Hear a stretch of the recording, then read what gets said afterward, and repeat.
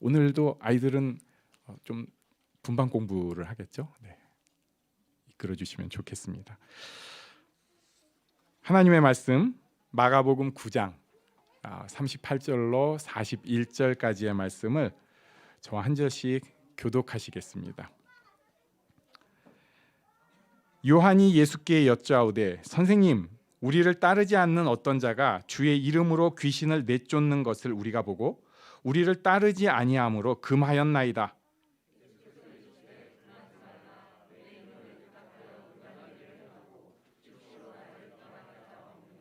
우리를 반대하지 않는 자는 우리를 위하는 자니라. 누구든지 너희가 그리스도에게 속한 자라 하여 물 한 그릇이라도 주면 내가 진실로 너희에게 이르노니 그가 결코 상을 잃지 않으리라. 아멘. 지금 예수님과 제자들은 예루살렘으로 향해서 가는 길입니다. 이제 예수님께서 그 예루살렘으로 가고 있으니까 가장 중요한 사역을 말씀해 주셨어요. 그게 십자가입니다. 죄사함과 섬김의 정점인 십자가. 그리고 또 부활도 말씀을 해주셨습니다. 문제는 제자들이 이걸 전혀 이해를 못했어요. 이건 우리도 마찬가지입니다. 우리가 항상 십자가 얘기하고 믿음을 얘기하는데 인간의 뇌는 그거에 맞질 않아요. 십자가와 부활은 은혜로 우리에게 다가오지 않으면 어느새 저리 사라져 버립니다. 그래서 다 알고 있는 교인들, 오래 신앙생활한 사람들, 심지어 그걸 설교를 많이 한 목사도 아는데 이게 들어오지 않을 때가 있어요. 저는 우리가 이 십자가의 은혜가 꼭 우리 심장에 항상 있으면 좋겠습니다. 제자들이 이걸 모르니까 그 다음에 한다는 짓이 33절과 34절에 보면 누가 크냐고 막 싸웠어요. 예수님은 십자가 얘기하는데 모르니까 예루살렘 올라가니까 야 누가 커? 니냐 나냐? 그럼 난 넘버 2다 넘버 3다 이러고 있는 거예요. 이 제자들에게 37절에서 예수님은 어린아이 하나를 세워주시고 섬김을 알려주고 계신 상황입니다. 여기까지가 지금 오늘 본문의 배경이에요. 그때 세례 요한 아니고 사도 요한이 예수님께 질문을 했어요. 38절 우리 다 같이 다시 읽어보겠습니다. 38절 시작. 요한이 예수께 여짜오되 선생님, 우리를 따르지 않는 어떤 자가 주의 이름으로 귀신을 내쫓는 것을 우리가 보고 우리를 따르지 아니함으로 금하였나이다. 여기서 요한이 이 얘기를 갑자기 왜 했을까? 우리를 따르지 않는 어떤 자가 주의 이름으로 귀신을 내쫓는 것을 우리가 보고 우리를 따르지 아니함으로 금하였나이다. 이건 이제 정확하게 알 수는 없지만 문맥으로 보면은 제자들이 막 서로 싸우니까 예수님께서 어린아이 세워가지고 섬김에 대해서 말씀을 해주셨잖아요. 그러니까 저라면, 제가 이제 요한이라면은 요한은 아마도 그 상황에서 야 우리가 그래도 한 팀이잖아, 이 얘기를 좀 하고 싶었던 것 같아요. 그러니까 꼭 누구를 말렸다, 그 누군가 말린 그것보다는 야 그래도 우리가 한 팀이잖아, 이걸 가지고 예수님한테 질문을 한 것으로 추측을 합니다. 여기 보면은 우리를 되게 강조하고 있거든요. 우리를 따르지 않는 자, 우리가 보고 우리를 따르지 아니함으로, 결국 우리 편 아닌 사람이 주의 이름으로, 그러니까 이제 좀 해석을 넓자면 감히 예수님 이름으로 귀신 내쫓는 것을 보고 우리를 따르지 아니함으로 금하였습니다. 이런 내용이에요. 그러니까 우리끼리, 우리 한편, 한 팀의 유대감이라는 게 있어요. 사실 딱 이렇게 하나 되는 그 힘이 있습니다. 사람들이 이거 굉장히 좋아하고 또 이 한 팀을 이용을 해요. 그리고 우리가 그 속에 들어가면 편안함을 느낍니다. 우리는 하나, 원팀 뭐 이런 거. 게다가 이게 다른 사람에 대해서 공격할 때 더 결속되고 유대감을 느껴요. 이게 좋은지 안 좋은지는 오늘 본문의 내용하고는 좀 상관이 없어서 이건 그냥 그런가 보다 하고 넘기고, 그런데 오늘 본문에는 이 한 팀을 이용하기 위한, 어쩌면은 뭐 요한이 그걸 좀 노렸을 것 같지는 않은데 그 속에는 시기심이 숨어 있습니다. 시기심이 숨어 있어요. 나는 잘 안 되는데 너는 잘 되면 그게 그렇게 힘들어요. 이 지금 어떤 상황이냐면은 자기들은 얼마 전에 귀신 못 쫓았잖아요. 그래가지고 예수님께서 오셔가지고 귀신 쫓고 이게 어떻게 해야 됩니까? 하니까 야, 기도에 이런 유가 나가지 않는다. 막 이런 말씀도 들었거든요. 근데 지금 자기네 직계 이 우리끼리에 안 들어오는, 어쩌면은 예수님 저 멀찍이서 예수님 이름 좀 듣고 왔다 갔다 쫓아다니던 그 사람이 예수 이름으로 귀신을 쫓는데 그게 되는 거예요. 그럴 때 느끼는 그 미묘한 감정이 있습니다. 아예 그냥 나랑 다른 부류들이면은 뭐 예를 들면 여기서 요 시대 같으면 뭐 헤롯의 제자들이라든지 바리새인들이라든지 여기는 좀 다른 부류들이에요. 근데 비슷한 것 같고 그 중에서 자기들은 그래도 선별돼서 12제자라고 예수님 따라왔는데 어쩌면 그 바로 밖에 있는 그 사람 중에서 또 가끔 뭐 예수님 따라오지도 않고 이런 사람이 예수 이름으로 뭘 하니까 마음이 이제 막 불편해지기 시작하는 거예요. 아예 다른 사람이면 괜찮은데 비슷한 사람이 잘 되면은 우리가 좀 힘들어집니다. 되게 유치해요. 우리가 비슷한 사람이 잘 되면은 이런 것 더 느낍니다. 제가 그걸 되게 크게 느꼈던 게 군대에서 했어요. 군대에 보면 군인 아파트가 있거든요. 가면은 또 계급별로 같이 살아요.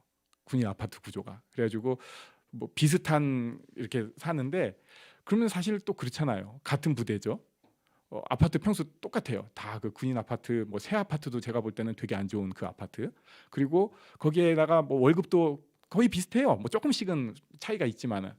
근데 거기서 누가 좀 유치하게 얘기인데 그때 이제 그 세팅된 추리닝을 딱 사서 입고 오잖아요. 그러면 아시겠죠? 다음 주에 다 또 세팅돼서 사요. 보고 너무 유치하고 웃긴데 그게 분위기가 그게 있더라고요. 그리고 누가 새 차 한번 사잖아요. 그러면은 다 벼르고 있어요. 나도 살 거야. 한 등급 위로 사야 되는데 또 부대라는 그 위계 질서가 있으니까 나는 그럼 뭘 사지? 막 굉장히 골머리를 앓아요. 되게 사소한데 비슷한 사람이 올라가면은 마음이 막 좀 이상합니다. 진짜 은근히 진짜 좀 그래요. 그 마음이 이렇게 쓱 올라옵니다. 심지어 목사님들도 좀 그런 것 같아요. 그래가지고 노예를 할 때 보면은 차가 또 굉장히 중요합니다. 아예 뭐 대형 교회 목사님이 좋은 차 몰고 오면은 다들 신경을 안 써요. 근데 그것도 고만고만한, 우리가 볼 때는 다 큰 교회죠. 근데 거기서 이제 누가 또 차 하나 이렇게 딱 오면은 다 또 모여갖고 와, 차 좋다 이러고 있어요. 그럼 저는 왜 저럴까? 그게 사람 마음인 것 같아요. 그래서 저는 나는 그런 거랑 관계 없다 이렇게 생각을 했는데 제 친구가 또 대형 교회 담임 목사님이 되셨잖아요. 그래가지고 그 좋은 차를 딱 몰고 딱 친구들 모임에 오니까 막 그게 샘나는 건 아닌데 야 멋있다 이 생각이 또 드는 거예요. 왜냐하면은 이 중에 몇 분은 직접 보기도 했던 그 예전에 막 우리 청년부랑 같이 협력도 하고 했던 그런 제 친구예요. 대학교 때 같이 농구 죽자고 했었던 친구인데 그렇더라고요. 사람 마음이 되게 유치합니다. 그리고 여기서 시험에 들기도 하고 흔들리기도 하고 또 반대로 거기서 또 만족감을 얻기도 해요. 내가 더 낫네 이래가면서. 그런데 복음에 대해서만큼 그리고 살아가는데 지혜가 있는 사람은 이런 짓 안 하는 것을 볼 수 있어요. 지금 사도 요한은 제가 나쁜 놈이라고 얘기는 못 하겠어요. 어떻게 보면은 사람들 그 속마음을 딱 의도한 건 아니지만 이게 감이 좋은 사람이 있어요. 딱 건드려 가지고 그래도 우리 한 팀이잖아. 저놈 우리 그때 같이 못하게 했잖아. 이래 가면서 딱 이렇게 감싸 안으려고 하는 좋은 의도였다고 저는 생각이 되는데, 근데 진짜들은 안 그렇더라고요. 일단 세례 요한이 이런 일이 있습니다. 요한복음 3장 26절 30절에 보면은 제자들이 얘기를 하는 거예요. 랍비여, 선생님과 함께 요단강 저편에 있던 이, 곧 선생님이 증언하시던 이가 세례를 베풀매. 여기 이제 각주가 보면 예수님이 직접 하신 게 아니고 예수님 제자들이 하셨어요. 사람이 다 그에게로, 그 예수님 제자들에게 가더이다 했더니 그때 세례 요한이 한 유명한 얘기 있죠. 30절은 우리 같이 읽어보겠습니다. 시작. 그는 흥하여야 하겠고 나는 쇠하여야 하리라 하니라. 아멘. 와, 복음을 아는 사람이니까 그런 거에 전혀 흔들리지 않는 거예요. 오히려 더 세게 얘기하는 거예요. 그는 흥하여야 하겠고 나는 쇠하여야 하리라. 예수님에 대한 얘기니까 좀 다르다고 할 수 있어요. 하지만 우리가 인간적인 눈으로 낮춰서 얘기하면 자기가 세례 베푼 분이에요. 물론 자기는 그분을 예배하러 온 사람이지만 아직은 사람들 보는 눈은 뭐 거기서 거기고 자기는 세례가 굉장히 전국에 알려진 네임 밸류가 있는데 젊은 사역자가 한 명이 툭 튀어나온 셈이라고요. 그러니까 요한의 제자들이 그거 갖고 불편해할 수 있는 거예요. 근데 요한은 그때 전혀 아니라고 딱 끊어서 얘기할 수 있었습니다. 더 센 사람이 또 나오네요. 이건 사도 바울이에요. 빌립보서 1장에 보면은 사도 바울이 지금 감옥에 갇혔어요. 이 감옥에 갇힌 것을 어떤 사람은 굉장히 감싸줘요. 야, 그가 복음으로 거기에도 하나님의 뜻이 있어. 이렇게 감싸주는 사람이 있는데 17절에 보니까 다른 사람들은 나의 매임에 괴로움을 더하게 할 줄로 생각하여 순수하지 못하게 다툼으로 그리스도를 전파하느니라. 아마도 추측을 해보면은 경쟁을 하면서 야, 바울은 결국 감옥에 갇혀버렸어. 하나님이 벌 내리신 거 아니야? 우리가 제대로 복음을 전하는 거지 하면서 한 것 같아요. 더 설명은 없지만. 그러면은 감옥에 있는 바울 입장에선 마음이 어떻겠어요? 같이 복음 전하면서 자기 딴에는 동역자라고 했는데 슬슬 치면서 감옥에 간 바울의 영향력을 끊으려고 하고 뭐 그거 좀 이해되기는 하지만 저거는 잘못해서 지금 벌 받는 거야. 은근히 다 까면서 진짜 복음은 여기다 하면서 얘기를 할 때 바울이 느끼는 그 배신감이 있을 거라고요. 게다가 감옥에 갇혀 있는 사람의 그 마음이 있을 거 아니에요. 지금 손도 쓸 수가 없고 멀리서 편지나 써서 보낼 수밖에 없는 그런 상황인데 바울이 그때 뭐라고 하는가? 18절 한번 우리 같이 또 읽어보겠습니다. 18절 시작. 그러면 무엇이냐? 거칠애로 하나 참으로 하나 무슨 방도로 하든지 전파되는 것은 그리스도니 이로써 나는 기뻐하고 또한 기뻐하리라. 아멘. 와, 레벨이 좀 센 사람이었어요. 아까는 예수님이니까 뭐 나는 쇠하여야 하리라 이렇게 얘기를 했는데 이분은 지금 그냥 복음 같이 전하는 사람인데 그 사람이 지금 자기를 은근히 까면서 복음을 전하더라도 복음이 전해지니까 그 사람의 잘잘못을 지금 잘했다 못했다 얘기하는 게 아니라 복음이 전해지니까 뭐라고 하냐면 기뻐하고 또한 기뻐하리라 이렇게 얘기를 하고 있습니다. 복음을 제대로 가진 사람은 비교하고 시기하고 패거리 짓고 이런 모습 안 가집니다. 약간 흔들리는 사람이 거기에 흔들리는 거예요. 예수님이 그래서 39절과 40절에 이렇게 말씀하셨어요. 예수께서 이르시되 금하지 말라. 내 이름을 의탁하여 능한 일을 행하고 즉시로 나를 비방할 자가 없느니라. 그리고 40절 우리를 반대하지 않는 자는 우리를 위하는 자니라. 편안하게 말씀하셨어요. 그거 막을 일 아니다. 그 사람도 우리와 함께 가는 사람이다. 그러니까 지금 이 사건 뭐 귀신 쫓아내고 서로 경쟁하는 것에 집중을 하는 게 아니라 그냥 큰 그림을 말씀하셨어요. 그러면서 41절 말씀을 해주십니다. 오늘 포인트 41절을 같이 읽겠습니다. 시작. 누구든지 너희가 그리스도에게 속한 자라 하여 물 한 그릇이라도 주면 내가 진실로 너희에게 이르노니 그가 결코 상을 잃지 않으리라. 아멘. 요거 좀 조금 꼭꼭 씹어서 생각을 해봐야 합니다. 일단 여기 중간에 보면요, 내가 진실로 너희에게 이르노니 요거 있으면은 이 하나님의 권위로 예수님께서 말씀하시는 거예요. 그냥 강조가 아니라 하나님의 권위로 말씀하시는 거예요. 내가 진실로 너희에게 이르노니. 뭐라고 말씀하시냐면 그리스도에게 속한 자라고 물 한 그릇이라도 대접하면은 그 사람이 꼭 상을 받는다. 그리스도에게 속한 자라고 물 한 그릇이라도 대접하면 그 사람이 꼭 상을 받는다. 우리가 그리스도에게 속한 자라고 잘 작은 대접이라도 하면은 그 사람은 꼭 상을 받는다. 요걸 또 이제 목사님 잘 대접하라고 이 본문 이렇게 하는 것도 제가 들었는데, 본문은 그런 얘기는 아니에요. 뭐 틀린 얘기는 아니지만 요 얘기 잘 생각을 해볼 필요가 있어요. 그리스도에게 속한 자라고 작은 대접이라도 하면, 정말 작은 물 한 그릇이라도 대접하면은 그 사람은 꼭 상을 받는다. 누가 상을 줘요? 하나님 아버지가. 왜 줄까요? 자기 자녀한테 잘해줬으니까. 우리가 좀 이해가 안 되는데 하나님이 우리한테는 좀 모질게 하실 때가 있어요. 모질게 하실 때가 좀 많은 것 같아요. 뭐 부드러운 거 잘 안 해주시고 짐짓 혼내는 것 같고, 막 삶이 고단하게 해갖고 왜 이렇게 힘들게 만들어 사람을. 아버지 하나님 맞아? 이렇게 얘기하는데, 그 하나님 아버지가 우리한테 누군가가 작은 거라도 대접하면은 야, 내 아들한테 네가 그래도 잘해줬구나, 상을 반드시 주신다는 거예요. 왜? 나 때문에.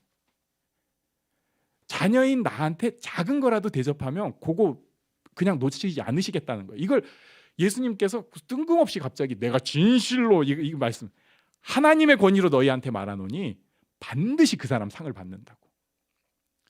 하나님의 사랑이 여기에 굉장히 뭉클하게 들어 있습니다. 우리가 이해는 잘 못하겠어요. 왜 나를 좀 자꾸 괴롭게 하시고 길 뻥뻥 안 뚫어주시고 말이죠. 내가 생긴 게 이 모양인데 이대로 놔두시는지 이해가 안 돼요.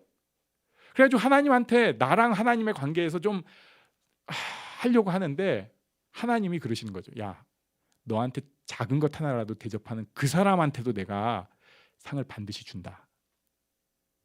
결국 나를 사랑하시는 그 사랑이 확실히 있다는 것을 여기 깔고 말씀을 하시는 겁니다. 하나님께서 나를 끔찍히 사랑하고 계세요. 우리 옆 사람한테 자랑 한번 하겠습니다. 하나님께서 나를 끔찍히 사랑하십니다. 하나님께서 나를 끔찍히 사랑. 이걸 아니까 좀 옆에서 바울 같으면은 나 아프라고 쿡쿡 찌르긴 해도 그들이 복음을 증거하는 그 내용 때문에 막 기뻐하고 기뻐할 수 있는 거예요. 제일 큰 게 확실하니까 하나님이 나를 끔찍히 사랑하신다. 옆에서 좀 사람들이 자꾸 막 비교시키고 뭔가 시기심 발동시키려고 하는데, 아하하, 하나님의 나를 향한 큰 사랑은 막을 수 없어. 난 이거는 내가 양보도 안 되고 이거 막을 수 없는 사랑이야, 큰 사랑. 요게 있는 것입니다. 우리가 자꾸 비교감이 들고 저 사람은 저렇게 되는데 난 왜 이럴까요? 나는 왜 요 모양입니까? 그러면서 남 탓하고, 그러면서 쓸데없이 약간의 피신을 하려고 할 때 있어요. 그러나 빨리 돌이켜야 됩니다. 하나님을 바라보는 사람은 그런데 자꾸 넘어가고 흔들리지 않습니다. 하나님의 그 확실한 그 사랑을 믿게 해달라고 오히려 기도해야 돼요.